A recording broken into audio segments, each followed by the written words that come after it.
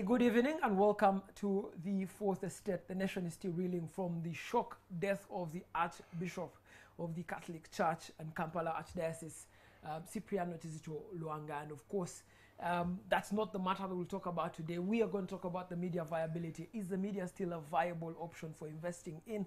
In just 1 week, we've seen 4 stations closed down. We've also seen the major media organizations ration down their numbers of staff, either through layoffs or restructurings. And of course, to discuss that with me, I have Timothy Kalegira, the veteran journalist, renowned content producer, and photographer. Timothy, first of all, thank you so much for making it to the show. I want to start with what's the big story, which is the Archbishop's death. It's a shock death. But if you had to eulogize Archbishop Cipriano, how would you write that eulogy? Well, good evening. I'm not given to, I guess, what you call the Ugandan tradition, the overstatement, the over-eulogizing of everybody. Not that I wouldn't, but in this case, I'll depart from that by, of course, saying he was, other than the retired Cardinal, Manuel Cardinal Wamala, he was, of course, the most senior Catholic cleric in the country. And so just being in that position always makes that person prominent. But of course, he had become quite vocal about matters that, the media and the public tend to find interesting, governance questions and whatnot. He was originally the private secretary to the late 1970s, 1980s Cardinal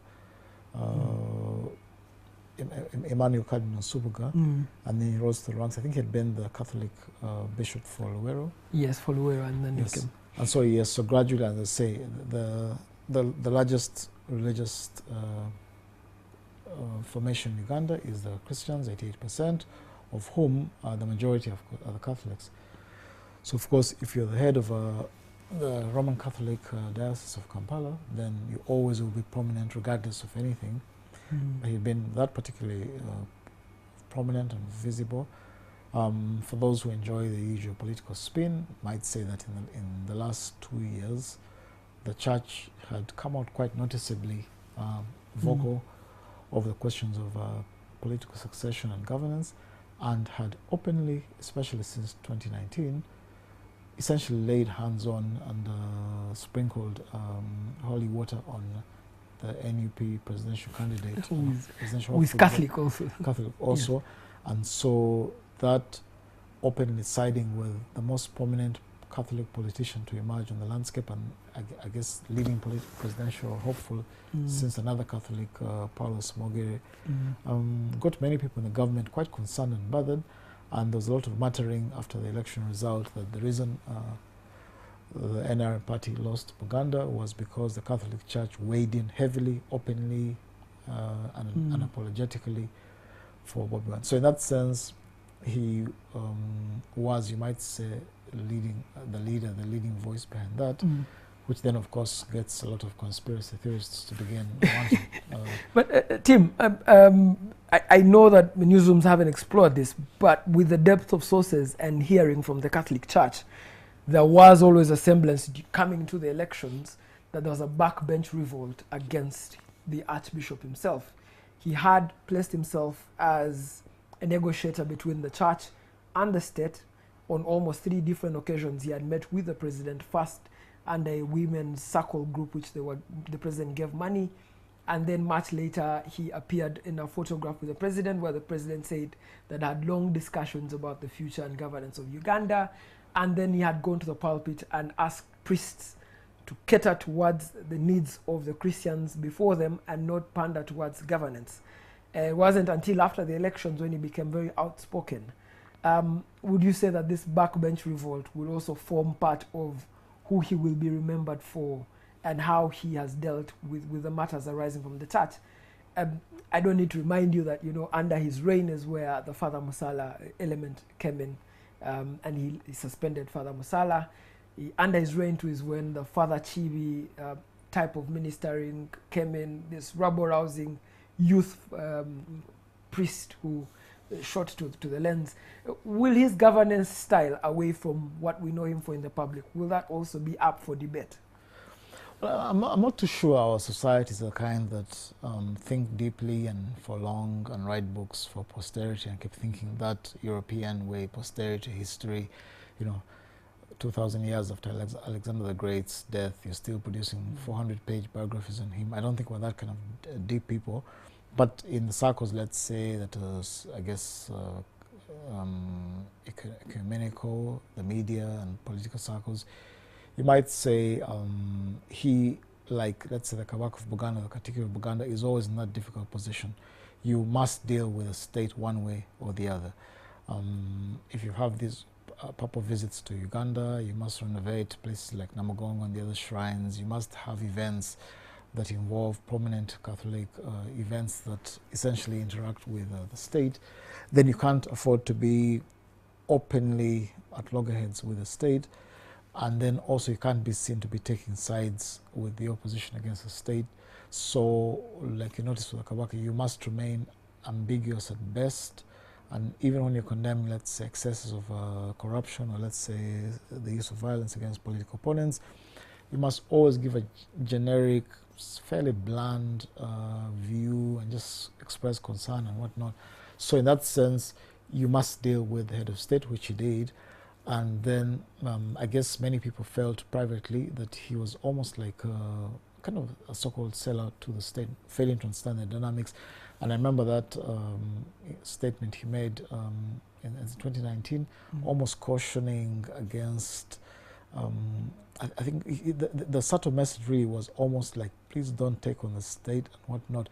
And many people felt that he was essentially trying to tone down the rising radicalism in Uganda, but others felt, a few commentators, Charles Rumshan, a Roman Catholic, prominent of them, a notable media analyst, had said, but why don't we just listen more sympathetically to him? If he comes out and speaks that way, cautioning you, maybe he knows things that you don't know. Maybe he's just trying to preempt you people from getting into the jaws of the state machinery, which we now came to see.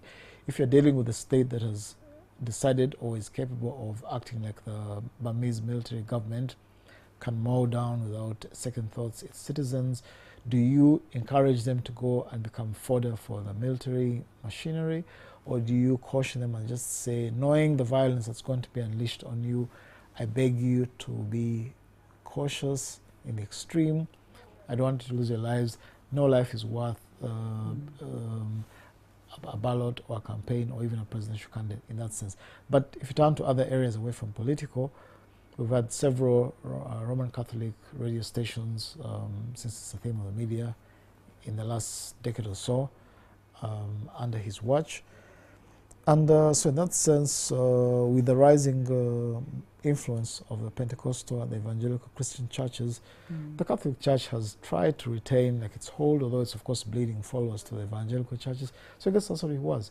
He could only have been a man of his times. He was vocal. He did his bit, which is appropriate. He wasn't a sellout by any means. Every Christmas, Easter, and New Year message was always sort of like openly questioning the rising levels of corruption and things like that. So I guess he did what he could only do.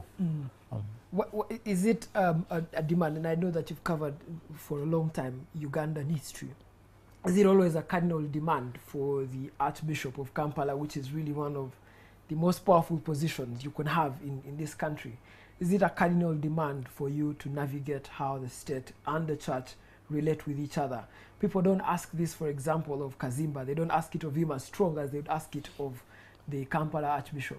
Is the office the one that brings up this demand, or is it the nature of Archbishop Cyprian Lwanga which brought up this demand? No, ever since the 1950s or 40s, if you want, from the Archbishop Joseph Achwanekwas and others, it's always been that it's been like a second Buganda.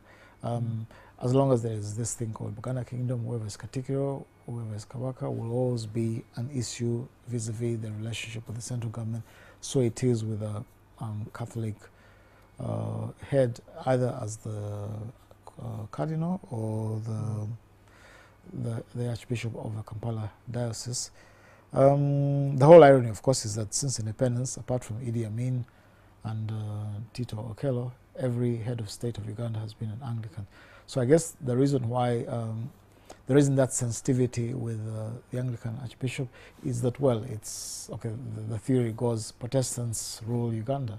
Since independence, presidents are usually Protestants and whatnot, much more so, of course, under the NRM. And so there's just no friction. It's really, there's no issue. It's, you're on the same script, same side.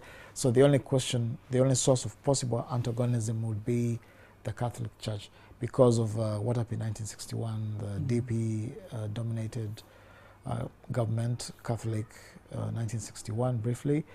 That led Uganda's self-government before we headed to independence. So, as I say, from Milton Obote to the Lays, Benaisers and whatnot, you are dealing with, essentially, you're the same side. So there's no sensitivity there in that sense. Do we see a power struggle to replace him, or we just let that go? I don't know about, you see, this the church doesn't have power struggles. Okay, the trouble with the media, there's always just looking for political angles over everything. It's like a top-down thing. There will, of course, there will be a movement. The media will look for what you call power struggles, but this, of course, is very much a vertical church hierarchy from Rome, the Catholic Church. It really tends to go that way. And I guess after all the burial and other ceremonies are concluded and the period of mourning is over, somebody will essentially emerge with the blessing and official sanctioning of Rome, and that's what it is. For those of us looking for intrigue, I don't see much. Uganda isn't yet, even with the political tensions, at the stage of the liberation theology of Latin America in the 1980s, or the way Pope John Paul's Roman Catholic Church essentially aligned with the US government and the Central Intelligence Agency to give support, moral and financial, and even, I guess, intelligence to the solidarity movement of Poland under Lech Wałęsa. That won't be it. So he'll be a vocal person in the way that the last 2 or 3 Anglican archbishops have been. So vocal, knowing that you can't be relevant in Uganda's body politic and society if you don't condemn, you know, the generic sermon about corruption and things like that, and the dropping of morals, yes. Tim, maybe very finally, we can eulogize him and his role in growing the Catholic media. Under his reign, Radio Maria has grown and expanded almost every corner of this country. Under his reign, we've had radios like Radio Sapientia dominate Kampala Talk Time. It's still under his reign that the Catholic Church started building what you'd call the first Catholic TV of the country. Should we also eulogize him as a man that stood with the media? I don't know about stood, but as I say, if you're an Anglican Archbishop or Catholic Archbishop or the move to Uganda, you can't be antagonistic toward the media. I don't know if Radio Maria was a specifically Kampala or Uganda Catholic Church project. Radio Maria is basically international. It would be more like the Radio Sapienza under in Zambia. That would be more like the local effort. In that sense, well, it was the time from the 1990s of every group of interest in Uganda, from the state to many businesses to the Muslim community. There are 3 Islamic radio stations in Uganda. Of course, the majority of non-business radio stations are the evangelical churches, those affiliated with various pastors, missions and churches.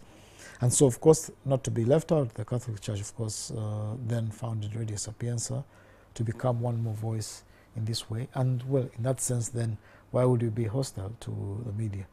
The media, which really is essentially on the same side in terms of social justice as the Catholic Church. So he wasn't as quote-unquote controversial as some of the early, let's say the cardinals like Emmanuel Cardinal Subuga, who very openly was a supporter of the NRA during its war. These weapons that the UFM, Andrew Kaira's Uganda Freedom Movement, used to attack the Lubiri in February 1982 were kept at Rubaga, and Yoweri Museveni and Kin in the NRA had, you know, weapons and uniforms at I think at Subuga's farm or something. Cyprian Lwanga was at a time when now the major, for that time, the major gigantic struggle in the wake of the 1980 election was dealt with militarily. Now we'd been in this period. As I say, he ran parallel with Mengo, in a sense. The great antagonism and crisis of 1966 ends with the restoration of the monarchy here. So what's left is just quiet cat and mouse games between Mengo and the NRM government, but with the understanding that this, as contradictory as it is, as unfortunate as many of its decisions and policies and rampant corruption, this is the government that, quote unquote, restored the Buganda monarchy. And also, so in that way, this is the church that sort of did away with the governments, this is the government that did away with the prior governments under which an Anglican archbishop was killed and various priests were killed, 1973, Clement Chugundu, and so on, or various, I think the mission in Ombachi, 1981, and so on. So in that sense, it's been one of these relationships with a regime that's started with so much promise in 1986, that's disappointed many, but it's still, in many people's minds, better than what came before 1986. So in that sense, he fitted in the generic mold. Yes. I know you said we shouldn't look for intrigue, but very, very finally, what becomes the role of Rubaga as a power center in Uganda's power structure? It doesn't become, it remains as it was since the 1880s. The general template of Uganda, the Uganda Protectorate that becomes the Republic of Uganda, really was three: the British colonial government, Buganda, and what you'd call the churches, Anglican and Catholic. That hasn't changed since long before independence, which is why even the news bulletins, TV and radio, on days like Christmas Day or Easter Sunday, will always focus on, you know, the three main religions: Orthodox, Rubaga, Namirembe. So nothing changes. These are institutions that are rooted deep in Uganda's fabric, culture, history, memory, and political formation.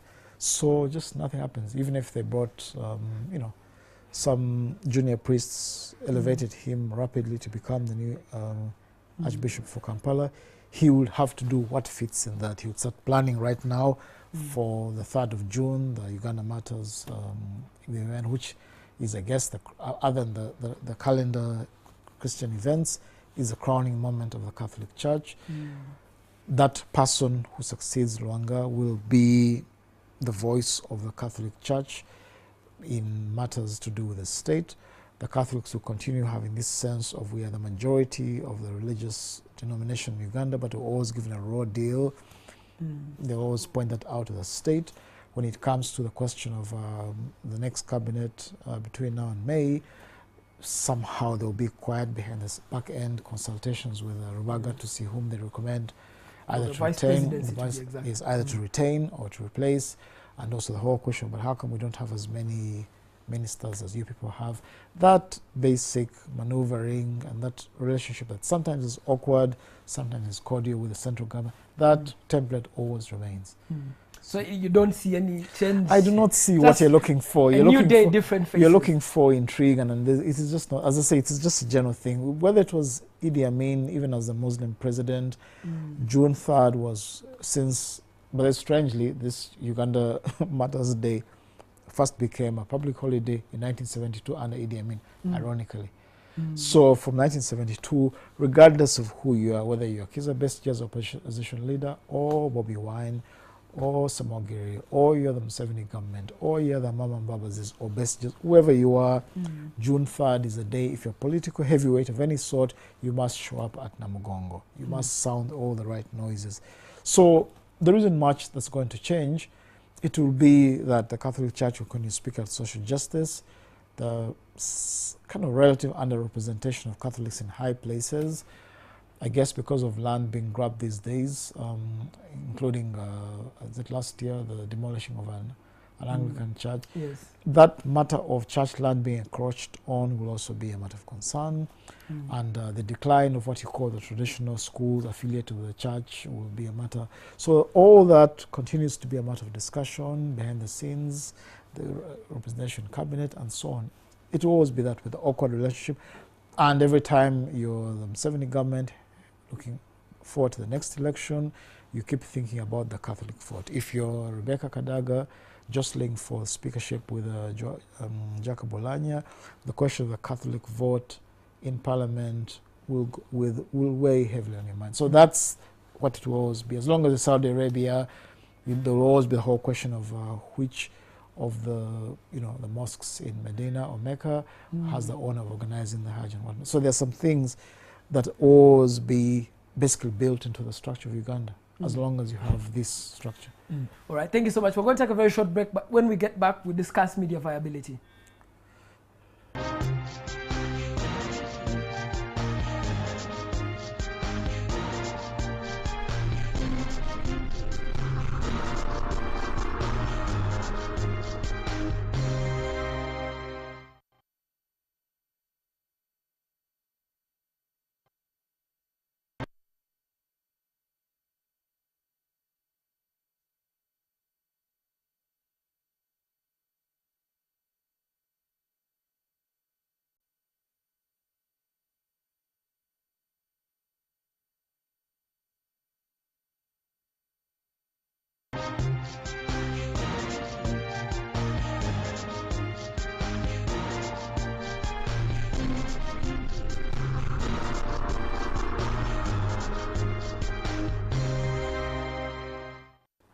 Thank you so much for staying with the Fourth Estate. Now, at the opening of this week, Record TV, which had been operating in Uganda for over 10 years, closed shop and closed its doors completely.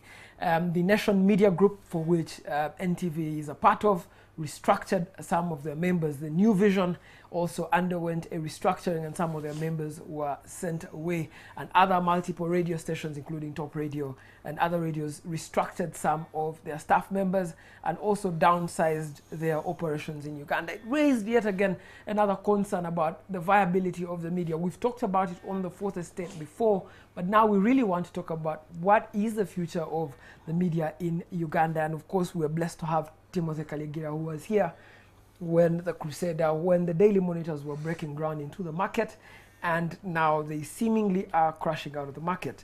Tim, starting with the history of the media in Uganda, okay, not in Uganda, but at the cusp of private media breaking into Uganda, what made it tick? What made the Daily Monitor, the Monitor then, what made it sell? But even if I was some 16-year-old and something, it's still something topical. We don't always have to go back to the beginnings of media and say Muno, the Catholic newspaper, was founded in 1900. But Muno wasn't really a commercial paper as the Yes, Monitor but I'm just saying became. that really the short of it is, well, I don't know if we're going to discuss the crisis facing the media or the history of the media, but that's now becoming history. It's like asking me a question saying, so what are the great moments of this typewriter manufacturer Olivetti and what are its highlights? I'll say, well, the article on the Watergate scandal in America was written on a typewriter. In a typewriter in Washington but the Post. question is really, what's the future for the media? The media stations, the Nation Media Group just restructured. Record TV just closed down.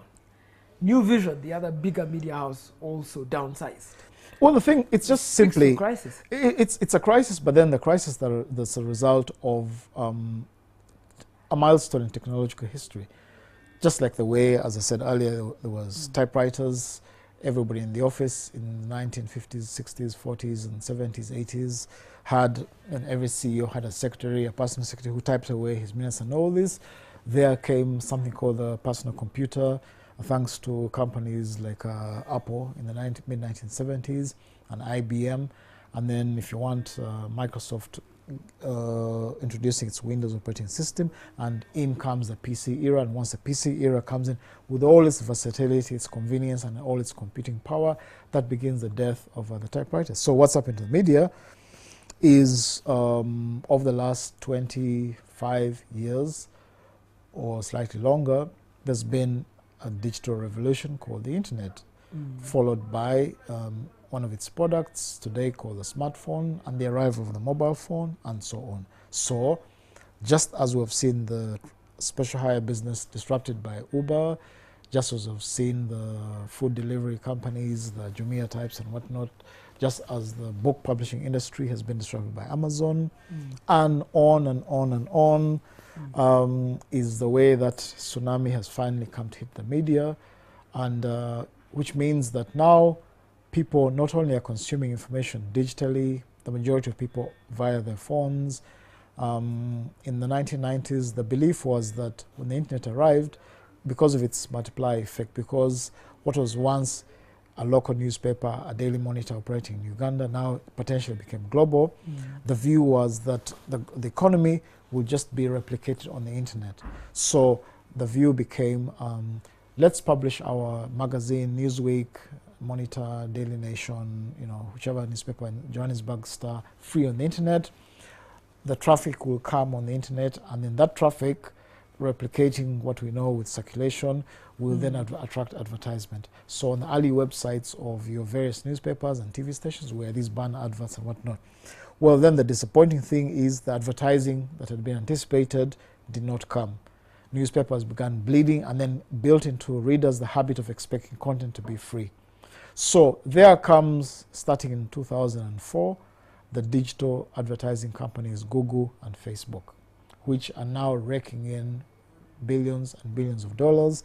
They're now the two largest advertising companies on earth, and sucking in more and more. Some of them are making more money than the entire newspaper industry. Tim, one of the things, so the Uganda Radio Network, which has been the backbone of a lot of community radio news, has also closed down. And its business model wasn't the way you have commercial advertising. Its business model was sell the news to the radio stations, and they pay a subscription for that, and then match that with like donor support.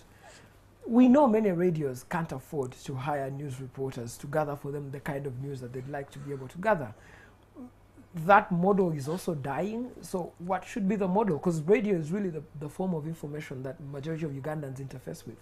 Of course, the immediate reasons for something like the UR and the Uganda Radio Network would be the crisis around the COVID-19 economic meltdown, in which if your core clients, your subscribers are radio stations and some newspapers, then when they face their crisis of falling advertising, in others, we'll go back to the question of where is advertising going. You're an active Twitter user, you're also on Facebook, you've begun noticing in your timeline a number of our banks, especially those with companies with headquarters in South Africa or the UK, any of them that you know, the brewery companies, soda companies, any company with that South African, Johannesburg or London listing has quickly begun moving their advertising online.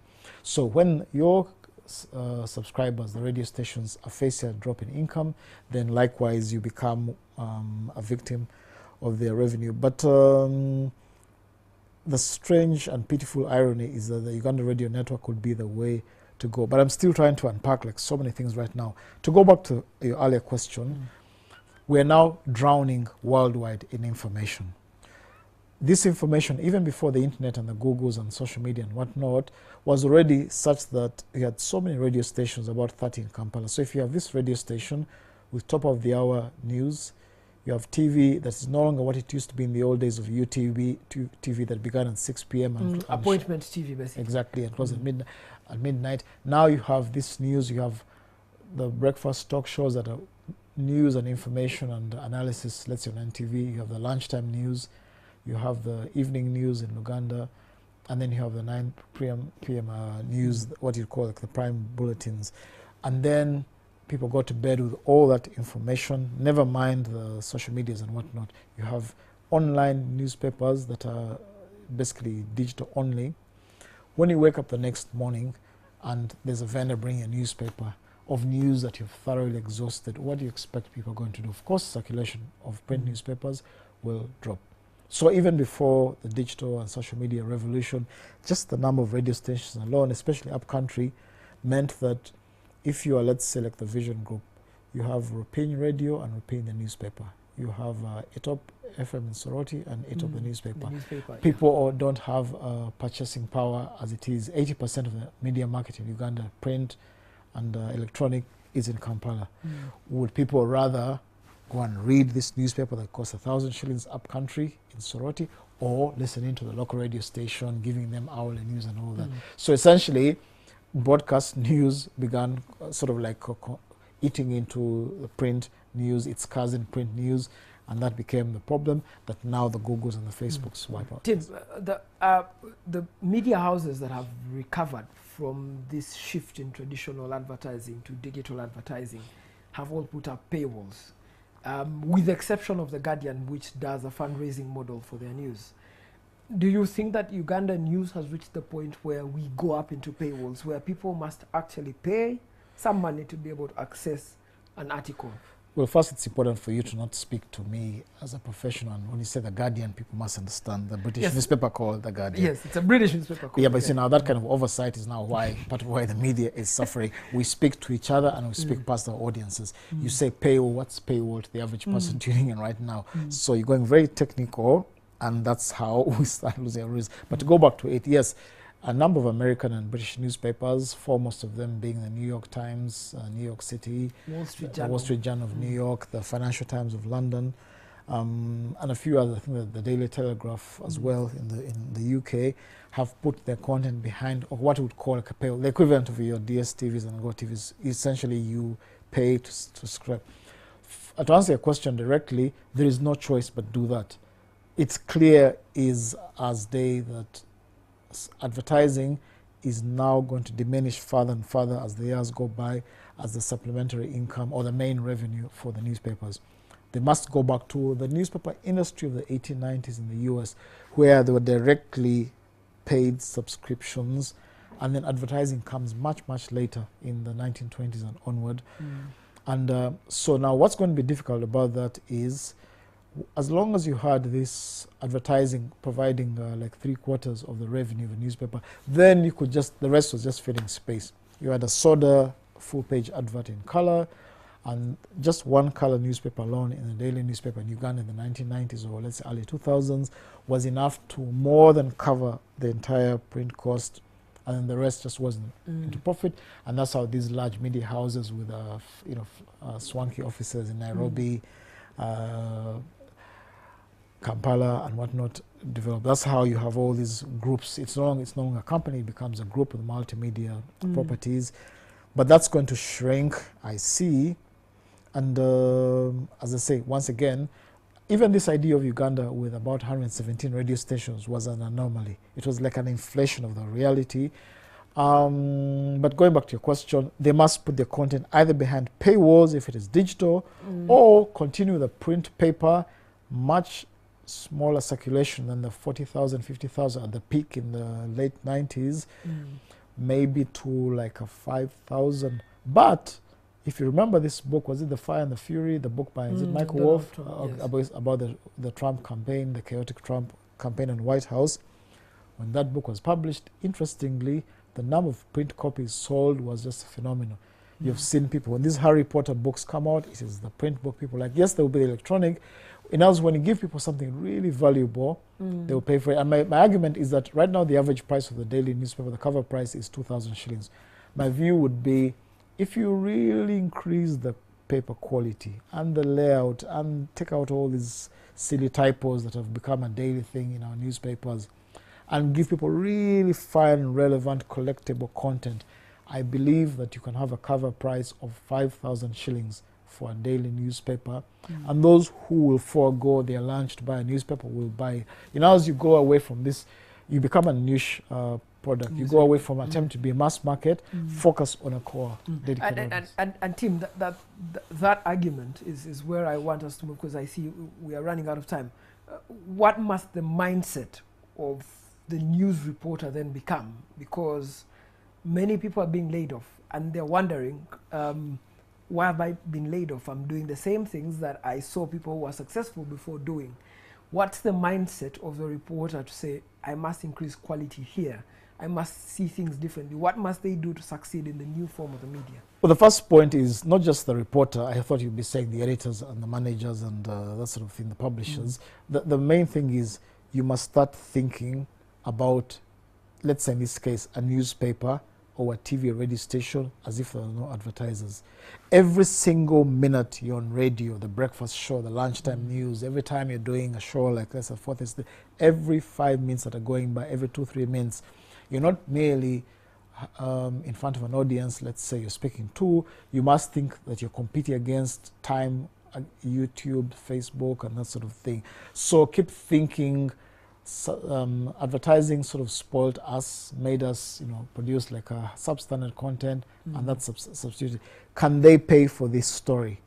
Can they pay for that broadcast story? Can you do like a Netflix? If you had to put all the content of, let's say, an NTV behind a paywall like it is with a digital streaming service, Netflix, would people pay? So work around that. In other words, to improve the media, think of it as every story is subscribed, every page, every piece of content matters. Then that's going to elevate the quality. You must listen much more to the audience. This thing we call social media that has eaten away the readers and the listeners of traditional media is also, in a backhanded way, also a special blessing. Because in the past, if you're, let's say, a typical, Daily Monitor, Uganda Confidential, Red Pepper, whichever, you just wrote blind. You just felt like now to you, we must discuss a story of the death of the Catholic Archbishop of Kampala. That too is a big story. Maybe there's some other story that's bigger than this, but we don't know. We're just thinking conventional terms that this week there must always be a discussion of Lanya versus Kadaga. But if you go through the analytics, the back-end data that these platforms, the Facebooks, WhatsApps, and YouTubes give you, you can clearly see that much of what you think is a big story isn't to the public. So using the same analytics of the same companies that have encroached on readers can actually guide you into the future content. And so rather than you fly blind, you now have like a pilot navigation as it is on planes. So there's so many ways. This requires a whole other topic, but the things you must start getting feedback from the readers. Be conscious about the readers and the market. Get away from this speaking bubbles as the media. The media tends to love Twitter a lot. I remember I was talking to one of our editors, Daniel Kanaki, once, 2-3 years ago, and I said, if you notice, the media seems to have this fetish for Twitter, but the public consistently around the world is 7 times more interested in Facebook than in Twitter, but most editors and reporters seem to think it's prestigious to be on Twitter rather than Facebook, so it shows a disconnect. The fact that the media speaks to itself in a bubble on Twitter rather than immerse itself in the world of Facebook. So there's also all this debate that would have bought the media sort of believability. You have debates happening on small marriages in Uganda, for example. And we consistently see people who are doing these debates on their own small platforms, driving a lot of traffic to their platforms. They don't know how to monetize it the way the media would have. Do you think that the media now must start to disaggregate from the major and start to also focus on these small silos of information? Providing relevant information on gardening, housing, and... But that's what even the New York Times did by speeding off its crossword section and whatnot. In other words, it's very simple. For all this image of the media as the fourth estate and like a pseudo fourth unofficial branch of state, and so we're always dwelling on the corridors of power, Museveni versus Bobby Wine, Kadaga versus Olyanya, and so on. Just go and look at the analytics. Your market is a society. Think of a typical daily newspaper as just another product in a Kampala supermarket, alongside cooking oil, toothpaste, sugar, soap, electronics, and so on. Why would I buy that newspaper, not a hair dryer? Why would I buy that newspaper rather than, let's say, 5 liters of cooking oil? Think of it as a product, and a product for the market, and work around the market, bringing your professional angle to the market. But don't keep discussing the corridors of power. Every single talk show on radio and TV in Uganda, 98% of the topic is always the government from KFM to NTV to wherever. It's always government, Museveni, government this, government that, taxes, Minister of Finance, and all this. People sometimes get bored of the politics. Isn't that the thing, that we serve a public duty? We have a duty to the public. Now, that's exactly why the media is becoming like the typewriters. This academic argument born from history of the media is there to be a watchdog or keep an eye on the state. That's one of its roles. But there's so many other roles, and because we kept ourselves limited to all this obsession, Donald Trump or Obama, or in Uganda, Museveni, Besigye, NUP, FDC, and all this, out came these social media channels, and then what do we see? Huge followings for cookery, Facebook pages, large numbers of people following, let's say, YouTube channels on motoring, on swimming, on cricket, on, let's say, knitting and so on, telling you the media had narrowed itself down to the politics of the corridors of power and forgot the wide human appetite for general content, much of which is non-political. Tim, very finally, if I could ask you, do we write the epitaph for the media and say it will die? No, the way it is now. The laws. Or do we write the resurrection story of in its the tomb is in its current form? The media, especially print media, I think is facing its death knell. TV broadcasting will survive longer than radio. Radio is also the next that's going to face danger. I think upcountry radio stations in Uganda are going to collapse. If we're not careful, we might go back to the Uganda of about 1997, 1998 with about 5 radio stations standing.